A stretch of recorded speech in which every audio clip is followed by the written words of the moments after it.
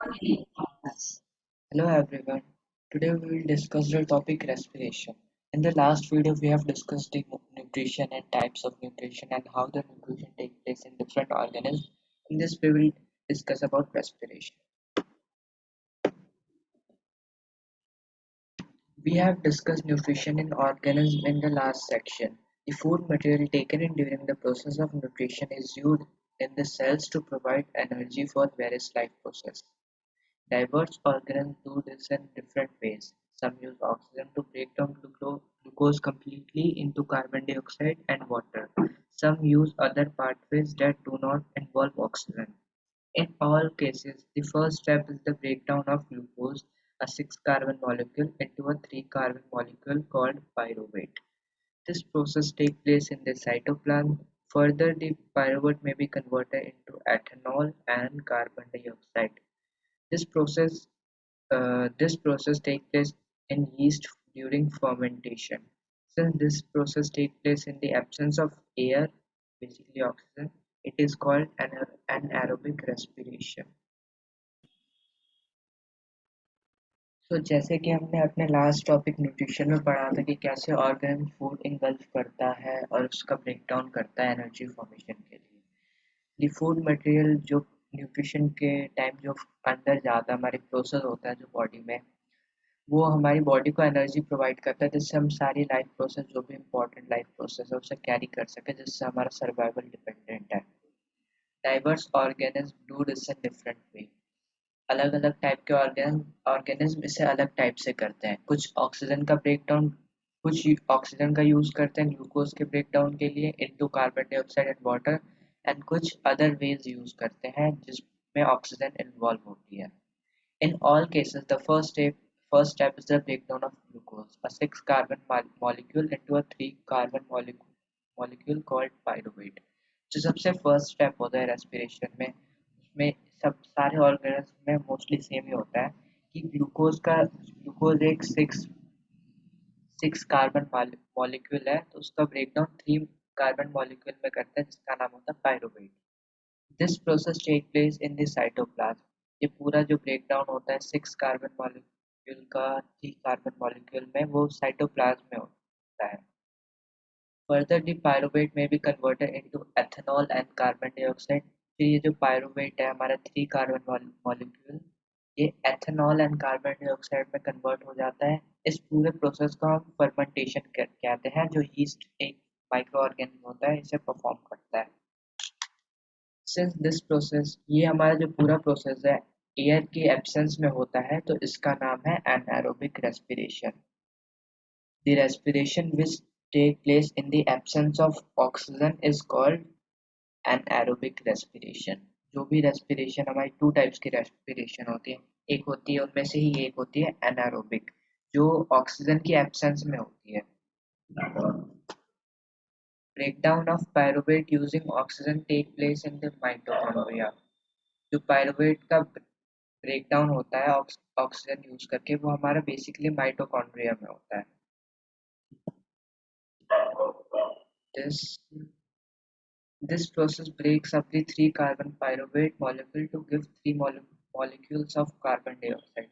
इस पूरे प्रोसेस में जो हमारा पहले सिक्स मॉलिक्यूल वो था ग्लूकोज अब वो 3 कार्बन मॉलिक्यूल पायरुवेट बन चुका है। अब इसका भी ब्रेकडाउन होता है ऑक्सीजन की हेल्प से जो सिर्फ 3 molecules of carbon dioxide form करता है।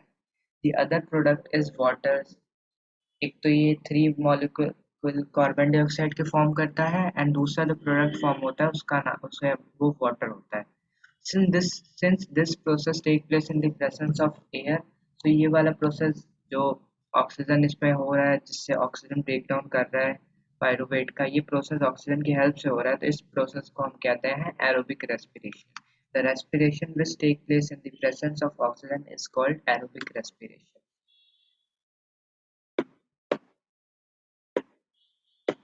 The release of energy in the aerobic process is a lot greater than in the anaerobic process। जो एरोबिक रेस्पिरेशन में जो एनर्जी रिलीज होती है वो एनारोबिक से बहुत ज़्यादा होती है। एंड एरोबिक में कम एनर्जी रिलीज होती है as compare to aerobic respiration. Sometimes when there is lack of oxygen, our muscle cells another pathway for the breakdown of pyruvate is taken. कभी कभार ऑक्सीजन हमें सफिशिएंट क्वांटिटी में नहीं मिलता है, तो जो हमारे मसल सेल्स हैं वो दूसरा प्रोसेस यूज करते हैं एनर्जी फॉर्मेशन के लिए, क्योंकि एनर्जी चाहिए होती है हमारी बॉडी को हर टाइम।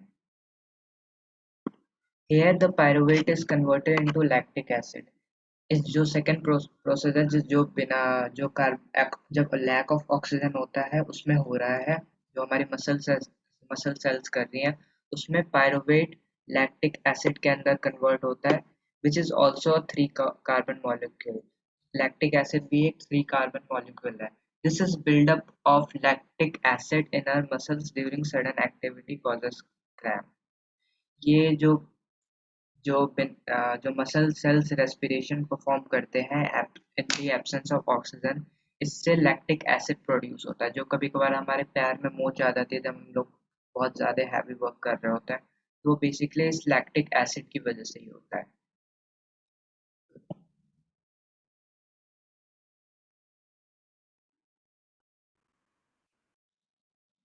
तो इस फ्लो चार्ट पे हमें पूरा जो भी ग्लूकोज का ब्रेकडाउन होता है वो बताया हुआ है। पहले ग्लूकोज 6 कार्बन मॉलिक्यूल होता है, फिर वो साइटोप्लाज्म में उसका 3 कार्बन मॉलिक्यूल में चेंज होता है जिसे पायरुवेट कहते हैं।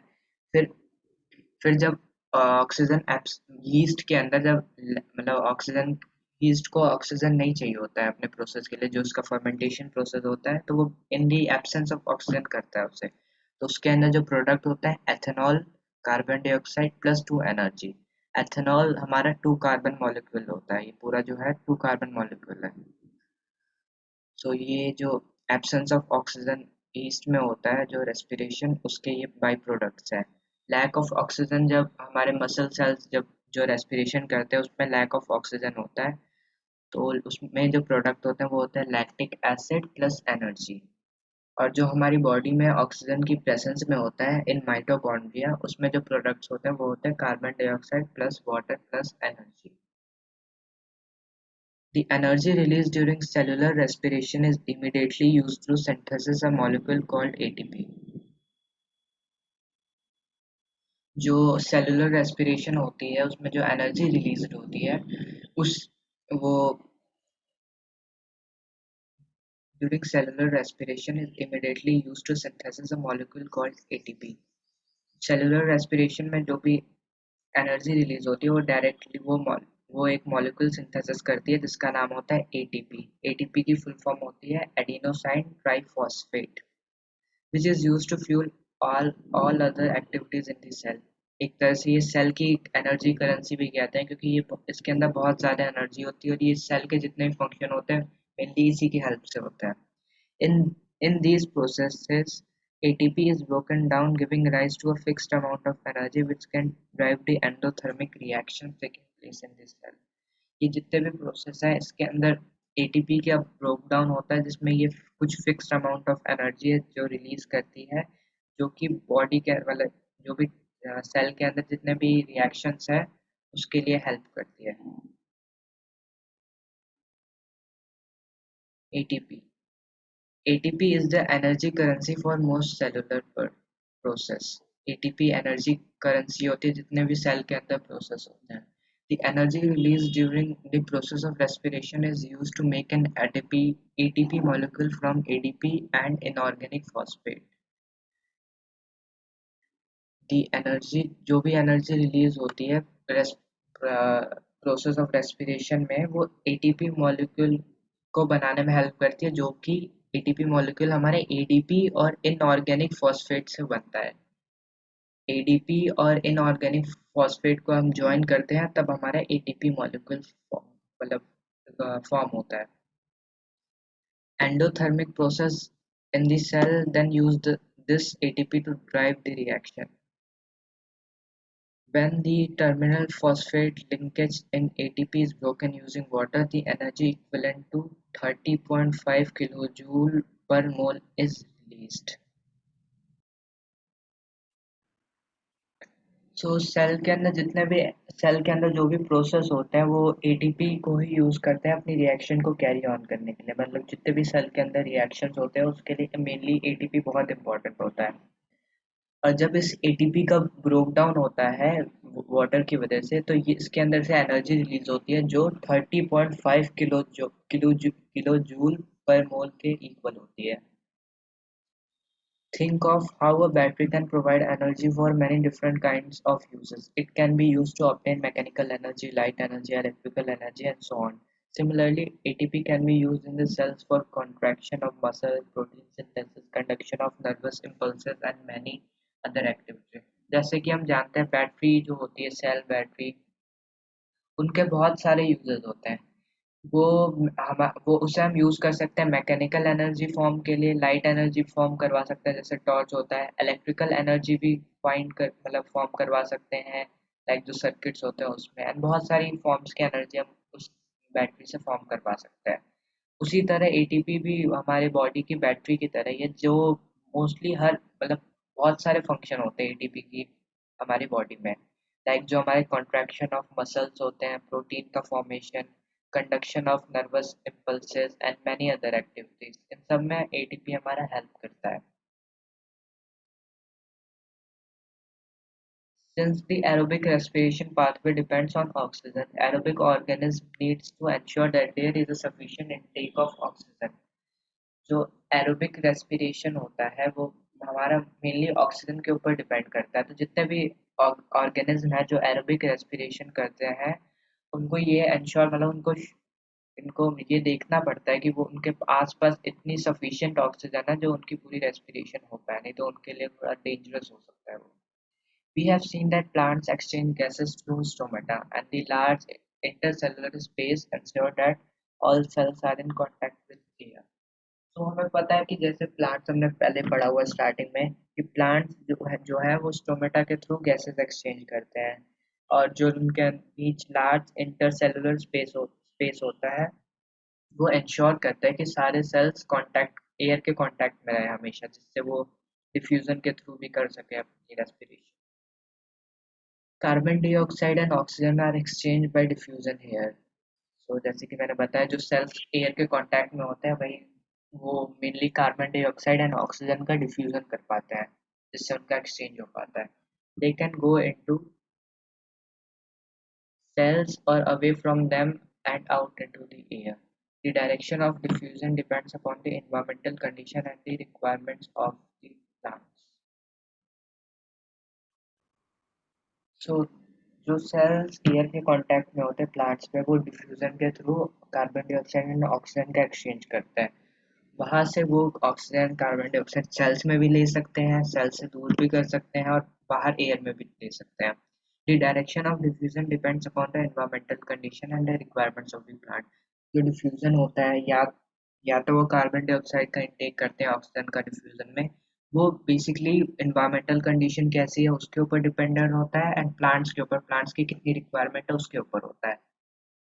At night, when there is no photosynthesis occurring, CO2 elimination is the major exchange activity going on. During the day, CO2 generated during respiration is used up for photosynthesis. Hence, there is no CO2 release. Instead, oxygen release is the major event at this time.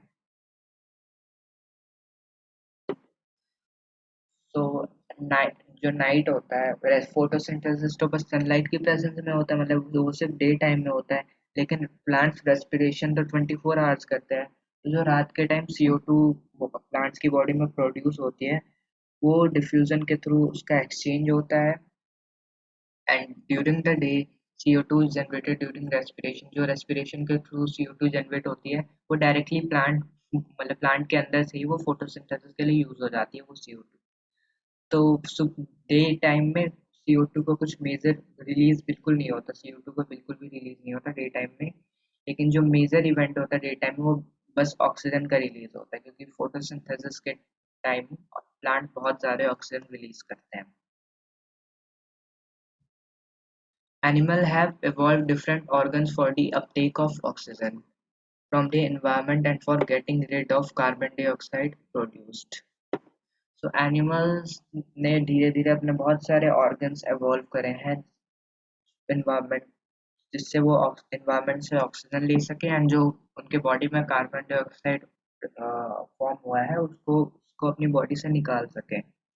Terrestrial animals can breathe the oxygen in the atmosphere, but animals that live in water need to use the oxygen dissolved in water.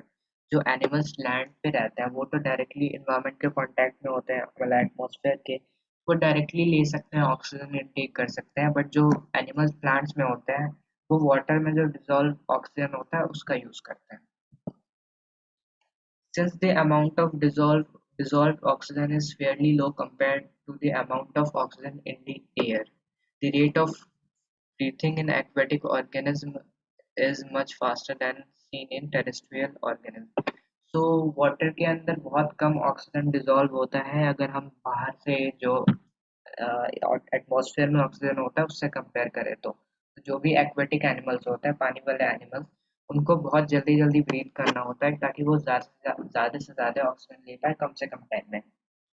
Fishes takes in water through their mouths and force it past the gills where the dissolved oxygen is taken up by blood. तो fishes पहले अपने mouth के through water को अपने अंदर लेती हैं, फिर उसे फोर्स करती हैं. उनके पास एक ऑर्गन होता है जिसका नाम होता है गिल, कि वो उस गिल्स के थ्रू बाहर जा सके. जो गिल का मेनली फंक्शन होता है कि जो भी वाटर में डिजॉल्व ऑक्सीजन है उसे ले पाए. तो वो गिल्स के थ्रू डिजॉल्व ऑक्सीजन एब्जॉर्ब करते हैं, फिर वो उनके ब्लड में जाता है, फिर उनका पूरा रेस्पिरेशन होता है. Terrestrial organisms use the oxygen in the atmosphere for respiration. जो लैंड पे रहने वाले एनिमल्स होते हैं वो जो एटमॉस्फेयर में ऑक्सीजन है उसका यूज करते हैं रेस्पिरेशन के लिए. This oxygen is absorbed by different organs in different animals. Her organism का डिफरेंट दिस मतलब जो एटमॉस्फेयर में ऑक्सीजन है वो डिफरेंट ऑर्गेनिज्म के डिफरेंट डिफरेंट ऑर्गन्स एब्जॉर्ब करते हैं क्योंकि सबकी अपनी अपनी ऑक्सीजन रिक्वायरमेंट होती है. तो किसी के पास सबके पास मेनली डिफरेंट ऑर्गन्स होते हैं इस रेस्पिरेशन के लिए. All these organs have a structure that increases the surface area which is in contact with the oxygen-rich atmosphere. Her organ के पास अपना स्ट्रक्चर होता है जो जब भी वो ऑक्सीजन रिच एटमॉस्फेयर के कांटेक्ट में आता है तो अपना सरफेस एरिया इंक्रीज करता है. Since the exchange of oxygen and carbon dioxide has to take place across this this surface is very fine and delicate.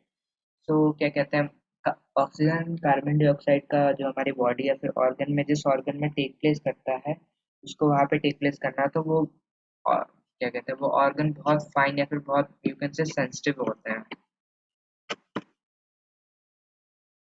In order to protect this surface, it is usually placed within the body, so there have to be patients that will take air to this area. So जैसे कि मैंने बताया कि organ जो भी होते हैं रेस्पिरेशंस वाले वो बहुत सेंसिटिव होते हैं, तो इसके लिए हम उन्हें हमारी बॉडी के अंदर होना ज़रूरी है. बाहर रहेगा तो कैसे डैमेज हो जाएंगे इन्वायरमेंटल कंडीशन से, तो वो हमारी बॉडी के अंदर होते हैं.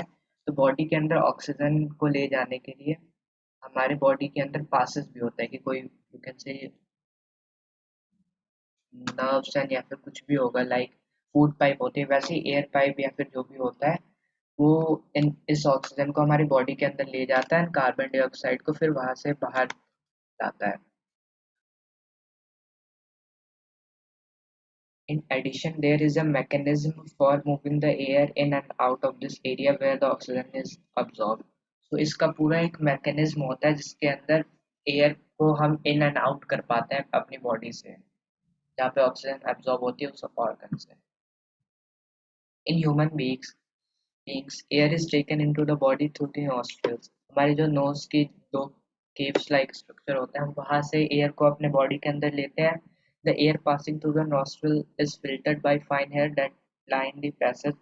हमारे नोज में नोज हेयर्स होते हैं जो कि ये एयर से जितने भी डस्ट पार्टिकल्स हैं जो बड़े बड़े डस्ट पार्टिकल्स हैं उनको फिल्टर कर लेते हैं फिर वो एयर आगे प्रोसीड कर सके. The passage is also lined with mucus which helps in this process. अब इस passage में mucus होता है. हमने स्टमक में पढ़ा था कि वो न्यूट्रिशन में पढ़ा था हमने म्यूकस के बारे में कि वो स्टमक को एसिडिक फॉर्मेशन जो होता है उसमें उससे प्रिवेंट करता है, डैमेज से प्रिवेंट करता है.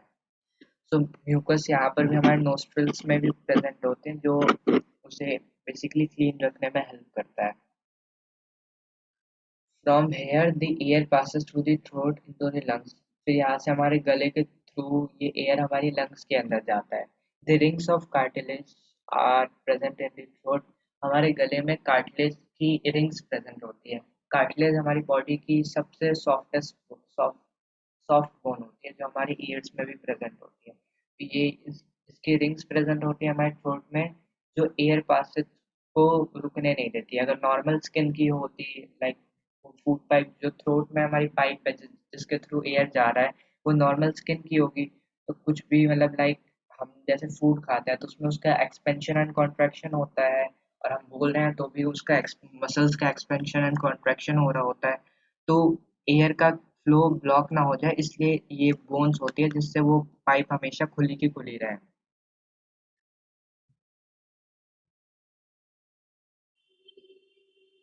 सो ये ह्यूमन रेस्पिरेटरी सिस्टम का डायग्राम है यहाँ पे।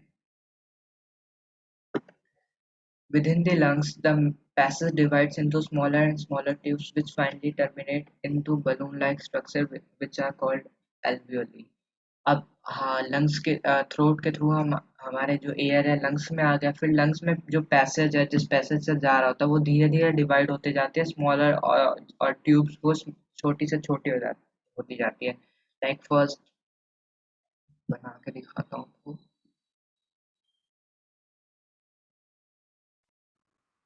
तो जो एयर हमारे थ्रोट के थ्रू लंग में आई है वो धीरे धीरे एक पैसेज में आ रही होती है, तो वो लंग्स में आते आते लंग्स के बाद लंग्स के अंदर वो पैसेज धीरे धीरे डिवाइड होते जाता है और धीरे धीरे पतला होते जाता है। जैसे यहाँ से इसमें आई, फिर इसमें से ऐसे धीरे धीरे ये जो पैसेज है पूरा ये डिवाइड होते जा रहा है और पतला होते जा रहा है।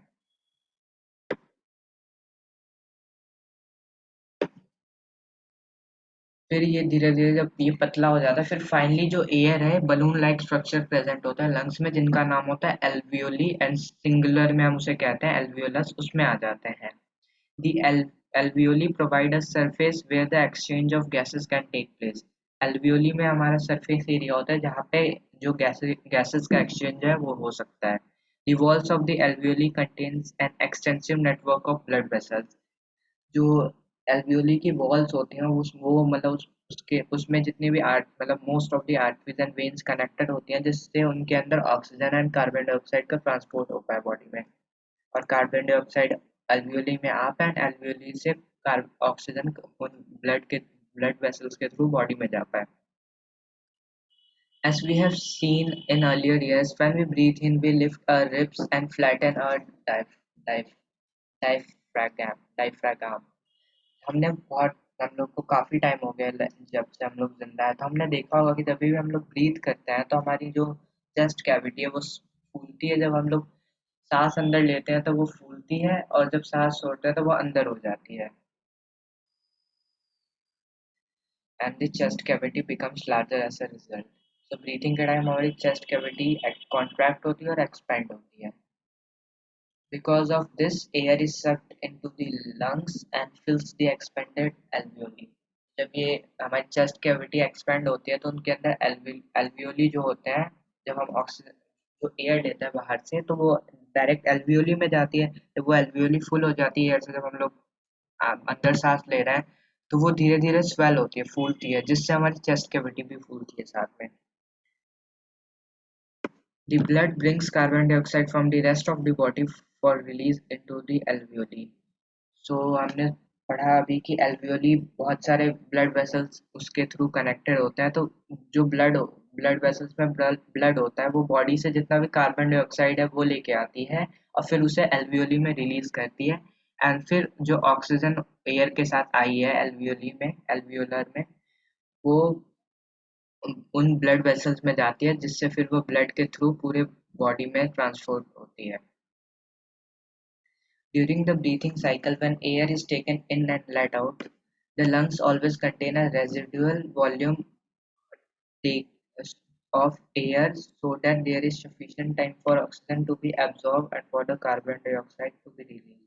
तो जब हम ब्रीथ करते हैं या फिर ब्रीथ आउट करते हैं तो हमारे जो लंग्स होते हैं वो इतनी मतलब एक अच्छे अमाउंट में एयर को ले लेते हैं जिससे हमारी ऑक्सीजन एंड कार्बन डाइऑक्साइड को सफिशिएंट टाइम मिले एक्सचेंज होने के लिए ब्लड वेसल्स में। When the body size of animals is large, the diffusion pressure alone cannot take care of oxygen delivery to all parts of the body. So the all parts of the body. Instead, respiratory pigments take up oxygen from the air in the lungs and carry it to tissue which are deficient in oxygen before releasing it. सो जब animal की body का size बड़ा हो जाता है, धीरे धीरे growth होती है और बड़े एनिमल्स में जो डिफ्यूजन होता है एल्वियोली में ऑक्सीजन का एक्सचेंज होता है, वो पूरा सफिशिएंट नहीं होता है कि वो पूरी बॉडी के ऑक्सीजन पूरे बॉडी तक ऑक्सीजन पहुंचा सके।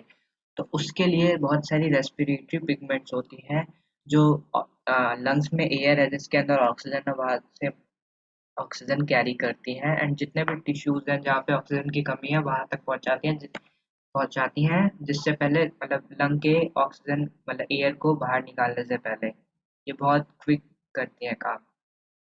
In human beings the respiratory pigment is haemoglobin which has very high affinity for oxygen.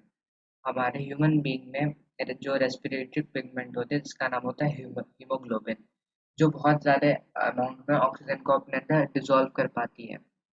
This pigment is present at the red blood corpuscles. ये पिगमेंट हमारी रेड ब्लड कार्पसूल्स में present होती है, जो आरबीसी होती है उनमें प्रेजेंट होती है।